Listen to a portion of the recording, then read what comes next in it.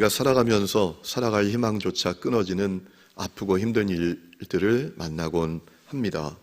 그러나 그럼에도 불구하고 계속 살아가는 이유는 그 모든 아픈 기억들이 잊혀지기 때문입니다. 망각이 우리를 난처하게 할 때가 많지만 망각은 때로는 아주 효능 좋은 진통제 역할을 하기도 합니다. 독일의 심리학자 가운데 헤르만 에빙하우스라는 사람이 있습니다. 이분이 인간의 망각 곡선에 대해서 말한 적이 있어요. 우리가 어떤 정보나 기억을 가지는데 그것이 잊혀져 가는 그 곡선을 표현한 거예요. 우리가 어떤 기억을 가질 때 시간이 가면서 잊혀지는데 1시간 뒤에는 44%만 기억을 하고 하루 뒤에는 33%만 기억을 하고 한 달 뒤에는 21%밖에 기억하지 못한다라는 것입니다. 하지만 그럼에도 불구하고 인간이 망각의 존재임에도 불구하고 우리가 절대로 망각하지 말아야 될 것이 있습니다. 그것은 하나님의 능력입니다. 우리 하나님이 능력의 하나님이시다라는 사실을 아는 것입니다. 하나님은 전능하셔서 말씀으로 세상을 창조하셨고요. 그뿐만 아니라 홍해도 가르시고 하늘을 열고 만나도 내리신 분이 우리 하나님이세요. 예수님, 독생자 예수님도 마찬가지시죠. 이 땅에 오셔서 병자를 치유하십니다. 귀신 들린 자를 해방시키십니다. 죽은 자도 살리십니다. 당신도 십자가에 매달려 피 흘려 죽으셨지만 3일 만에 부활하셨다고요. 여러분, 우리 주님은 능력의 주님이세요. 그것은 성경이 우리에게 말씀하고 있는 틀림없는 사실입니다. 그런데 안타깝게도 그 주님의 능력이 까마득히 잊혀진 능력이 되어버렸다라는 거예요. 누구에게? 오늘 교회 안에 있는 많은 사람들에게. 여러분, 오늘 교회 안에 있는 많은 사람들이 세상 사람들처럼 두려워합니다. 염려합니다. 그 속에 두려움, 염려, 걱정, 근심으로 가득해 있습니다. 얼굴은 그럴듯한 것 같은데 마음은 죽고 싶은 사람들이 많습니다. 마음에 패배감으로 가득하고 한숨으로 가득하고 절망으로 가득한 사람들이 많습니다. 아니, 주님이 능력의 주님이신데 까마득히 잊어버린 거예요. 우리 주님이 능력의 주님이라는 사실을 잊어버린 거예요. 여러분, 혹시 여러분에게도 그렇게 되어 있지 않으신가요? 여러분, 오늘 우리가 읽은 말씀 마가복음 5장을 보면 두 사람 만나게 됩니다. 첫 번째 인물은 회당장 야이로, 두 번째 인물은 12년 동안 혈류병 앓던 여인입니다. 여러분, 이 두 사람에게 공통점이 있잖아요. 어떤 공통점이 있을까요? 두 사람 다 주님께 능력이 있다라는 사실을 분명히 알았던 거예요. 우리 주님께 능력이 있다라는 사실을 분명히 인식하고 있었던 거예요. 여러분, 야이로에게 딸이 있었습니다. 나이가 12살이고 누가복음 8장을 보면 외동딸이었습니다. 근데 병이 들었어요. 죽어갑니다. 애가 타는 거 아닙니까? 하늘이 무너지는 것 아닙니까? 그런데 이 야이로는 주님께 능력이 있는 것을 알았습니다. 능력의 주님께서 죽어가는 자기 딸을 살리실 수 있다는 사실을 알았단 말입니다. 12년 혈류병 앓던 여인도 마찬가지입니다. 이 여인이 자기 병 고치기 위해서 12년 동안 별별 데를 다 다녔습니다. 세상에 유명하다는 의사 다 찾아다녔겠죠. 그런데 전혀 치유되지 않습니다. 돈은 다 허비하고 그리고 병은 더 깊어졌습니다. 인생 끝이라고 생각할 수 있었던 것 아닙니까? 그런데 이 여인이 아는 겁니다. 주님께 능력이 있다. 주님은 내 이 병을 깨끗하게 고치실 수 있다 라는 사실을 알았던 거예요. 여러분, 이 주님의 능력을 향한 이 사람들의 믿음은 교리 지식 수준이 아닙니다. 실제였습니다. 여러분, 이 여인 그리고 이 야이로를 보면 주님을 향한 절박함이 그들에게 배어 있는 것을 봅니다. 세상에 오직 주님께만 희망이 있는 것처럼, 오직 주님만이 자기가 선택할 수 있는 유일한 옵션인 것처럼, 오직 주님만이 자기가 붙을 수 있는 유일한 밧줄인 것처럼 오직 주님께만 이들이 나아가잖아요. 여러분, 그것이 결코 쉬운 게 아닙니다. 여러분, 야이로가 회당장입니다. 이 회당이 어떤 장소죠? 이스라엘 성들이 바벨론 포로에 끌려가서 그때부터 이제 회당이 시작되었다라고 생각을 하는데, 이스라엘 백성들이 이제 모이는 사는 곳에는 다 이 회당을 만들었다라고 해요. 거기서 예배를 드리고 말씀을 교육하고 또 어떤 판결을 하기도 하는 장소였다고 합니다. 여러분, 이 회당에 있어서 회당장의 역할은 결정적입니다. 회당의 운영과 관리뿐만 아니라 그 공동체를 책임지는 인물이 이 회당장이었습니다. 여러분, 이 회당장이 했던 역할이 있었다고 해요. 예배 임사자 정하고 율법에 어긋나는 행동하는 사람을 징계하고 또 공동체 현안을 결정하는 중요한 인물이었다라고 해요. 여러분, 야이로가 그런 인물이었어요. 그러니까 이 야이로가 예수님 찾아가기가 얼마나 쉽지 않았겠어요. 여러분, 당시 유대의 장로들 또 서기관들 바리새인들이 예수님께 얼마나 적대적이었습니까? 요한복음 9장을 보면 예수님께서 나이 때부터 맹인된 사람을 고치시잖아요. 그런데 고친 날이 안식일이었단 말입니다. 그러자 바리새인들이 예수님을 공격합니다. 예수님이 하신 일을 부정하고 평가절하기 위해서 그들이 얼마나 집요하게 예수님을 공격하는지, 결국은 그 맹인의 부모를 부릅니다. 그리고 묻잖아요. 너 아들이 어떻게 보게 됐는가? 여러분, 그 부모가 뭐라고 대답했죠? 모른다고 했습니다. 왜 몰라요? 여러분 생각해 보세요. 여러분이 부모인데 여러분의 자녀가 눈을 떴어요. 예수님 때문에 눈을 떴어요. 그걸 모른다고 할 수 있겠습니까? 근데 모른다라고 했어요. 그리고 요한은 친절하게 왜 그 부모가 모른다고 했는지를 우리에게 알려주고 있잖아요. 요한복음 9장 20절을 보면 예수를 그리스도로 시인하는 사람은 출교하기로 결의했기 때문이다라고 했어요.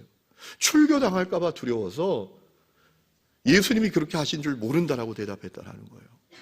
여러분, 그러니까 무슨 얘기입니까? 이 회당장 야이로는 출교를 각오하고 예수님 앞에 와서 엎드렸다라는 거예요. 그러니까 이 예수님을 향한, 예수님의 능력을 향한 이 야이로의 믿음은 교리 지식 수준이 아니라 실제였다라는 거예요. 여러분이 12년 동안 혈루병 앓던 여인도 마찬가지입니다. 이 혈루병은 여인이 하혈하는 병입니다. 율법에 부정하다고 여겨지는 병입니다. 레기 15장을 보면 이 혈루병에 걸리면 말이죠, 하혈하는 여인은 부정한 여인으로 취급을 받습니다. 그에게 손대는 자는 말할 것도 없고 그녀가 누웠던 침상 또 그녀가 앉았던 자리까지도 다 부정했어요. 여러분, 그렇다고 본다면 이 여인은 아주 무모하고 위험천만한 일을 행하는 겁니다. 군중 속으로 들어갑니다. 사람들을 해치고 예수님께 나아갑니다. 무슨 얘기입니까? 돌에 맞아 죽을 각오를 하고 예수님께 나갔다라는 거예요. 그러니까 예수님의 능력을 향한 이 여인의 믿음은 교리 지식이 아니라 실제였다라는 거예요. 성도 여러분, 여러분은 주님의 능력을 믿으십니까? 주님께서 능력의 주님이라는 사실을 믿으십니까? 그 믿음은 교리 지식입니까? 실제입니까? 만일 그 믿음이라는 것이 실제의 믿음이 아니라 교리 지식에 불과하다면 우리는 평생 껍데기 붙들고 믿음의 길을 걷는 거예요. 사실 헛수고하는 거예요. 저는 오늘 예배하는 우리 하늘님교회 성도들, 그들 모두에게 예수님의 능력이 믿어지는 역사가 있기를 주의 이름으로 축원합니다. 교리 지식이 아니라 실제의 믿음이 될 수 있기를 축원합니다. 왜냐하면 그 믿음의 역사가 너무나 놀랍기 때문에 그래요. 여러분, 야이로의 딸이 치유는 말할 것도 없고 죽었다가 살아났습니다. 자, 예수님께서 야이로의 집에 가십니다. 근데 좀 시간이 지체됐습니다. 가보니까 죽었어요. 사람들이 다 슬퍼 울고 있습니다. 주님께서 말씀하십니다. 울지 말라. 이 소녀가 죽은 게 아니라 잔다. 그랬더니 사람들이 비웃었어요. 그러자 주님께서 아이의 부모 베드로, 야고보, 요한만 데리고 그 소녀가 누워있는 곳으로 들어가시죠. 이 말씀을 통해서 아주 중요한 사실을 깨닫게 되는데, 주님은 주님의 능력을 부인하는 사람들에게 주님의 능력을 볼 수 있는 자격조차 주지 아니하셨다라는 거예요. 자, 주님께서 그 방에 들어가서 그 소녀의 손을 잡고 말씀하셨잖아요. 달리다 굼, 소녀야 일어나라 라고 하니까 그 아이가 벌떡 일어나는 거예요. 죽음이 생명이 되는 거예요. 절망이 희망이 되는 거예요. 여러분, 이것이 주님의 능력을 신뢰하고 믿는 자에게 일어나는 역사인 것을 믿으시기 바랍니다. 혈류병 걸린 여인도 마찬가지예요. 여러분, 이 여인이 예수님께 다가가 옷자락에 손을 댑니다. 그랬더니 혈류병 근원이 말랐어요. 오늘 29절 말씀 보세요. 그의 혈류 근원이 곧 말랐다. 예수님의 옷자락에 손을 대는 순간 그녀의 그 병의 근원조차도 싹 사라졌다라는 거예요. 여러분, 놀랍지 않습니까? 더욱이 이 여인은 육적인 치유만이 아니라 영적인 치유를 받아요. 주님께서 이 여인에게 뭐라고 말씀하십니까? 딸아, 너 믿음이 너를 구원했으니 평안히 가라. 여러분, 가장 놀라운 구원의 선물까지 이 여인이 받았던 거예요. 여러분, 주님께서 능력의 주님이심을 분명히 믿었던 그 역사는 너무나 놀라웠던 거예요. 성도 여러분, 우리 주님은 능력의 주님이십니다. 기독교는 능력의 주님을 믿는 종교입니다. 하지만 안타깝게도 많은 성도들에게 그 주님의 능력이 까마득히 잊혀진 능력이 되어버렸어. 교회 다니면서도 근무하면 염려, 두려움, 걱정, 근심만이 가득해요. 패배의식만으로 가득해요. 절망으로 가득해요. 불평과 원망으로 가득해요. 그리고 그 삶을 들여다보면 하나님을 구하는 절박함이 아니라 인간의 수단, 방법, 술수만이 가득해요. 주님의 능력이 믿어지지 않으니. 마치 사울처럼 말이죠. 여러분, 이스라엘 백성들이 블레셋과 전투할 때 이스라엘 백성들이 다 이 블레셋 장군 골리앗 앞에서 주눅 들어 있잖아요. 그런데 다윗은 달랐어요. 다윗은 주님의 능력을 믿었습니다. 그래서 그는 거룩한 분노를 가져요. 저 할례 받지 않은 자가 하나님의 군대를 모독하는가. 주님의 능력이 이 다윗에게 믿어졌기 때문에 다윗은 당당하게 골리앗에게 맞서죠. 너는 칼과 창으로 나에게 오지만 나는 만군의 여호와 이름으로 너에게 가노라. 주님께서 너를 내 손에 붙이셨다. 오늘 여러분, 주님의 능력을 믿었던 다윗은 골리앗을 문제로 여기지 않았잖아요. 요즘 이 코로나 바이러스로 인해서 많은 사람이 두려움에 빠져 있어요. 지난주에 기사를 보니까 어떤 남자들이 막 치고받고 싸웠는데 그 싸운 이유가 뭔가 하면 한 사람이 옆에 있다가 마스크도 안 쓰고 기침했다고. 왜 마스크도 안 쓰고 기침하냐고. 이게 이제 시비거리가 되어서 치고받고 싸웠대요. 그만큼 사람들이 지금 두려움에 깊이 잠겨 있다라는 것이죠. 사랑하는 성도 여러분, 여러분 두려워하지 마시기를 축원합니다. 주님께서 여러분을 돌보실 것을 믿으시기 바랍니다. 요한복음 14장 27절에 말씀하셨잖아요. 평안을 너에게 끼친다. 나의 평안을 너에게 준다. 그러니까 두려워하지도 말고 근심하지도 말아라. 여러분, 주님께서 평안을 주신다고 하셨으니 그 평안을 받으시기를 바랍니다. 주는 것은 받아야죠. 그리고 누려야죠. 두려워하지 마세요. 여러분, 이번 바이러스의 정식 명칭이 코비드19입니다. 이 19를 거꾸로 하면 뭡니까? 9일입니다. 9일. 여러분, 성경에 9일이 있는 거 아십니까? 시편 91장이 있어요.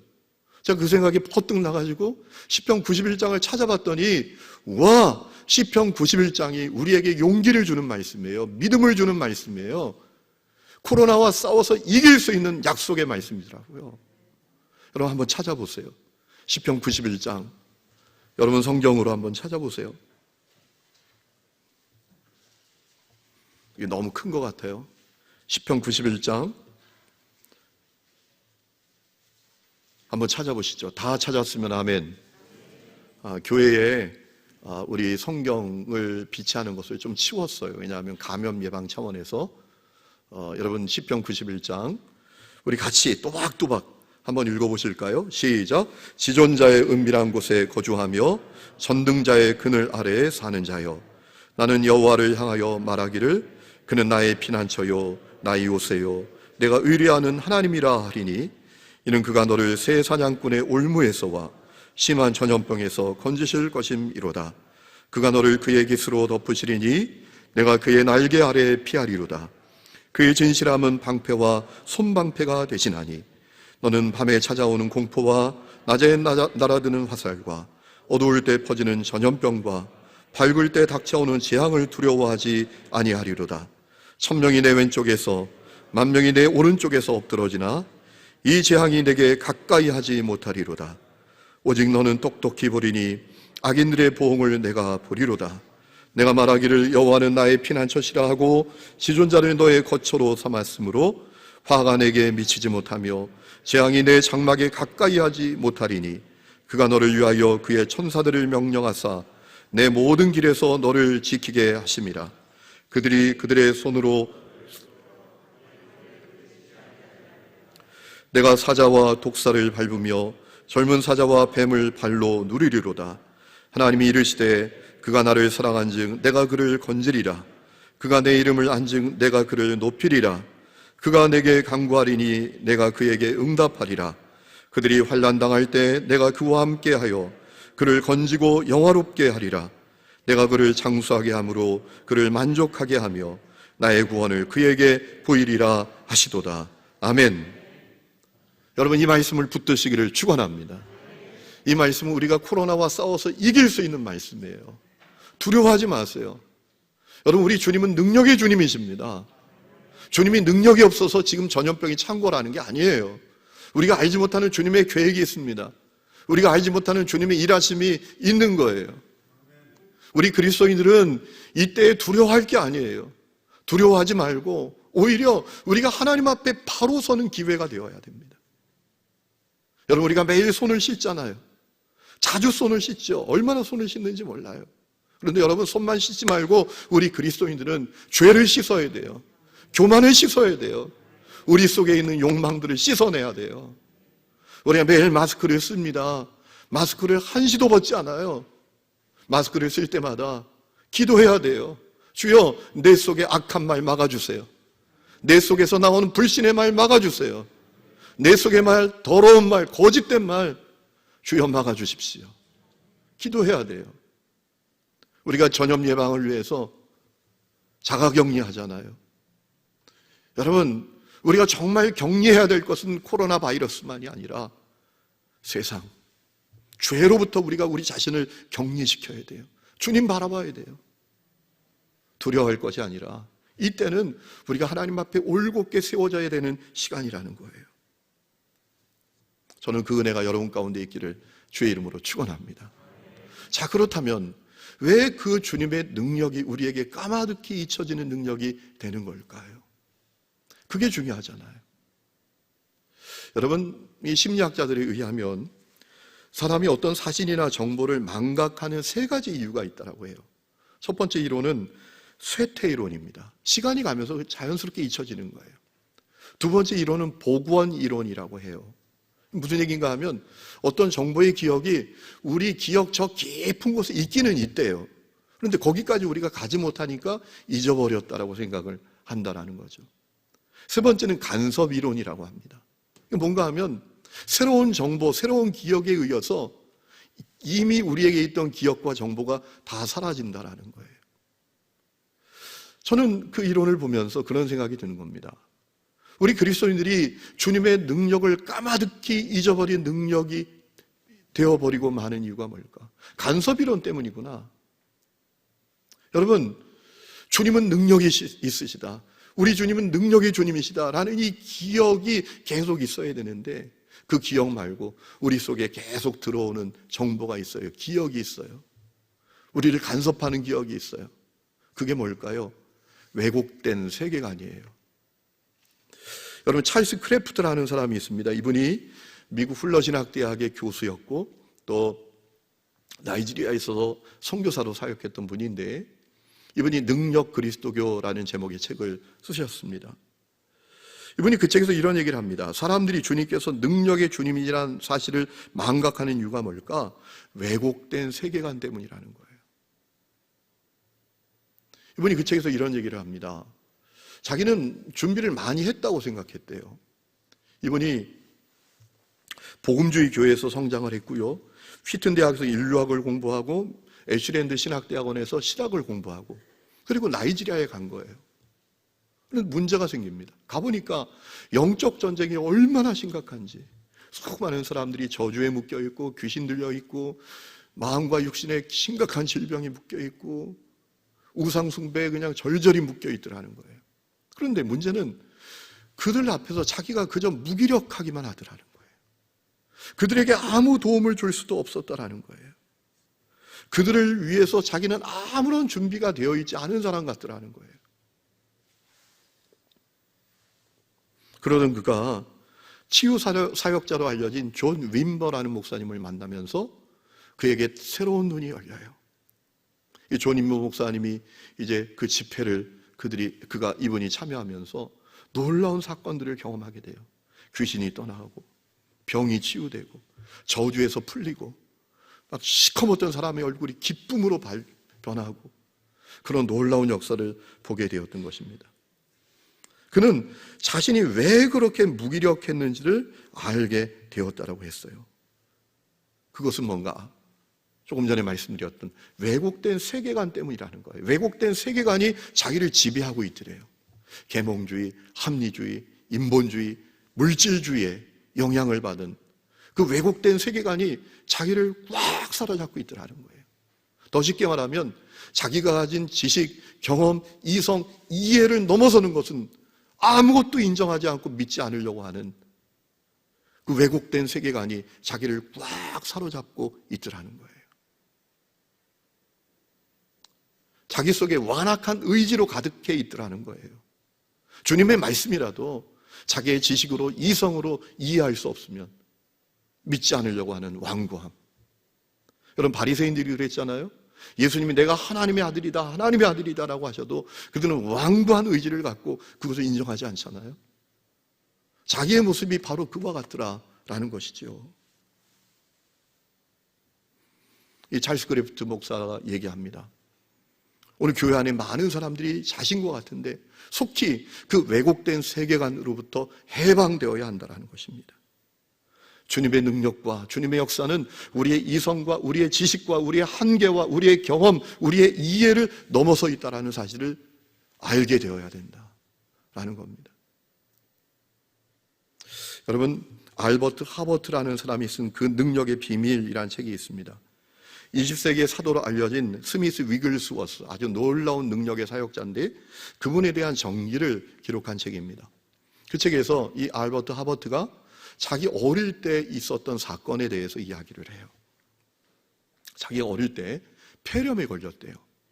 그 당시에 폐렴에 걸리면 100이면 100 다 죽는 시대였다라는 것입니다. 폐렴이 점점 더 심각해져서 혼수 상태에 빠졌습니다.